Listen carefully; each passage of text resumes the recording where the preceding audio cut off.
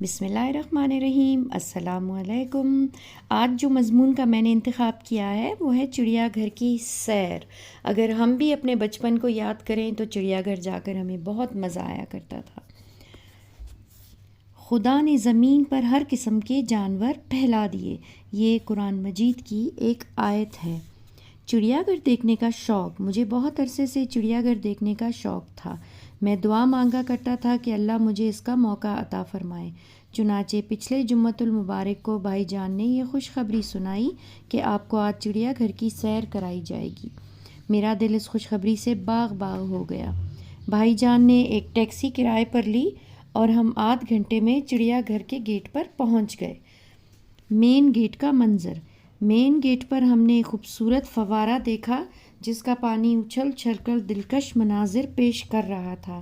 اس کے علاوہ وہاں ہاتھی، زیبرے اور زرافے وغیرہ کے خوبصورت مجسمے بھی رکھے ہوئے تھے۔ ان مجسموں نے منظر کو اور بھی دلکش اور دل فریب بنا دیا تھا۔ ٹکٹ کی خریداری، گیٹ پر بہت بھیڑ تھی۔ ہم قطار میں کھڑے ہو گئے، اپنی باری پر ٹکٹ خریدے اور چڑیا گھر میں داخل ہو گئے۔ ہماری خوشی کا کوئی ٹھکانہ نہ تھا۔ ہم سوچ رہے تھے کہ حکومت نے اس قدر عمدہ انتظام کر دیا ہے کہ ہم ان بے شمار جانوروں کو معمولی رقم خرچ کر کے دیکھ سکتے ہیں، جنہیں دیکھنے کے لیے لوگ جنگلوں کی خاک چھانتے پھرتے ہیں۔ ہاتھی کی سیر، سب سے پہلے ہماری نظر ہاتھی پر پڑی۔ یوں سمجھ لیں کہ ایک چھوٹی سی پہاڑی جھوم رہی تھی۔ بچے ہاتھی پر سوار ہو کر سیر کر رہے تھے۔ مہاوت آگے بیٹھا ہوا ہاتھی کو چلا رہا تھا اور ہاتھی اپنی سونڈ لہراتا ہوا گول دائرے میں چکر لگا رہا تھا۔ ہم نے جی بھر کر ہاتھی پر سیر کی۔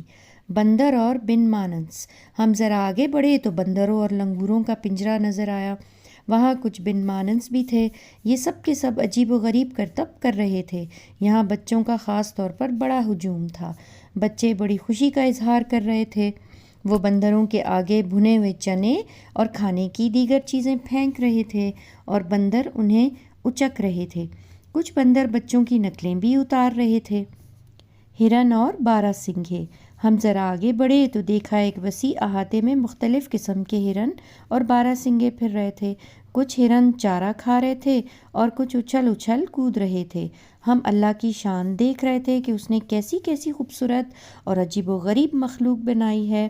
ہم نے ایک مغرور بارہ سنگھا کی کہانی کتابوں میں پڑھ رکھی تھی اور اب ہم اسے اپنے سامنے دیکھ رہے تھے۔ زیبرے اور زرافے، زیبرے اور زرافے جنگلے کے ساتھ ساتھ تھے۔ زیبرے کے جسم پر خوبصورت دھاریاں عجیب منظر پیش کر رہی تھیں۔ یہ جانور بہت خوبصورت نظر آ رہا تھا۔ دوسری طرف زرافے کی گردن آسمان سے باتیں کر رہی تھی۔ ہم دیر تک اس کی عجیب و غریب گردن کو دیکھتے رہے۔ بھائی جان نے بتایا کہ زرافے کو پانی پینے کے لیے بہت دقت اٹھانی پڑتی ہے، اس لیے وہاں پانی کا ایک حوض مینار کی شکل کا بنا ہوا ہے۔ ظالم بھیڑیا، ہم کچھ آگے بڑھے تو گیدڑوں اور بھیڑیوں کا جنگلہ نظر آیا۔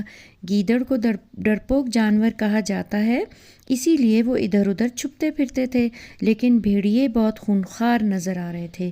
بھیڑیے کا ظلم مشہور ہے۔ ریچھ اور تماشائی، ہم ذرا آگے بڑھے تو ریچھوں کا جنگل نظر آیا۔ اس میں پانی کے حوض اور پہاڑیاں بنی ہوئی تھیں۔ ریچھ کئی قسم کے تھے۔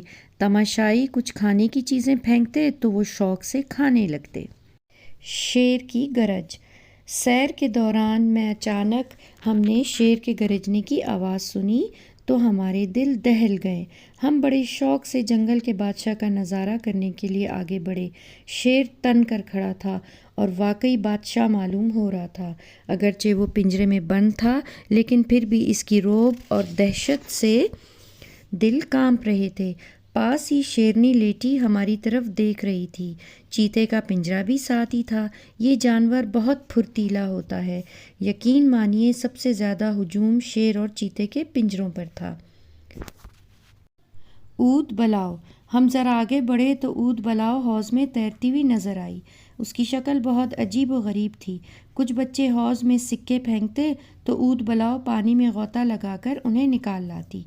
ایک عجیب جانور، ایک طرف ہم نے شتر مرغ کا جنگلہ دیکھا دیکھنے میں تو یہ بڑا سا مرغ نظر آ رہا تھا، لیکن اس کی ٹانگیں اور پاؤں اونٹ کی مانند تھیں۔ ہم حیرت سے اس عجیب و غریب جانور کو دیکھتے رہے۔ جنگل میں مور ناچا کس نے دیکھا؟ آگے جا کر ہمیں مور کا جنگلہ نظر آیا۔ اتفاق سے وہ اس وقت مستی میں ناچ رہا تھا اور اس نے اپنے پر پوری طرح کھول کر پھیلا رکھے تھے۔ ہم اس کے پروں کی خوبصورتی اور دلکشی دیکھ کر حیرت میں رہ گئے۔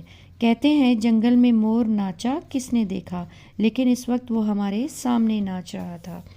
پرندوں کے پنجرے۔ پاس ہی چڑیوں اور طوطوں کا پنجرہ تھا۔ وہاں بے شمار چڑیاں، طوطے اور دیگر پرندے دکھنے میں آئے۔ رنگ رنگ کے خوبصورت پرندے دیکھ کر ہم اللہ کی قدرت اور شان کی داد دینے لگے۔ ان کے چوں چوں کرنے اور چہچہانے سے ایک عجیب کیفیت پیدا ہو رہی تھی۔ تھوڑا سا دور جا کر بگلوں، بطخوں اور لک لک کا جنگلہ نظر آیا۔ طرح طرح کے بگلے پانی میں کھڑے تھے اور قسم قسم کی بطخیں تیرتی پھرتی تھیں، اور لک لک کی تو انتہائی لمبی لمبی اور پتلی پتلی ٹانگیں دیکھ کر ہم حیران رہ گئے۔ واپسی کا سفر۔ ابھی چڑیا گھر میں اور بھی کئی جانور دیکھنے کو رہ گئے تھے، لیکن اب نماز جمعہ کا وقت ہو رہا تھا۔ ہم ٹھنڈے مشروبات سے تازہ دم ہوئے اور گھر واپس آ گئے۔ چڑیا گھر کی یہ سیر مجھے کبھی نہیں بھولے گی۔ بہت شکریہ۔